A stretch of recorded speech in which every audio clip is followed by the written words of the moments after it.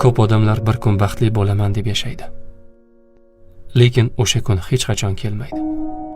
Chunki ular doim baxtni kelajakdagi bir nuqtaga bog'lashadi.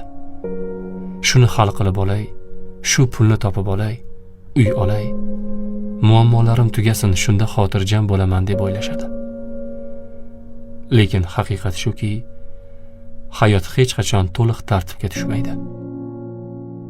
Har doim yangi tashvishlar, yangi muammolar, yangi rejalar bo'ladi.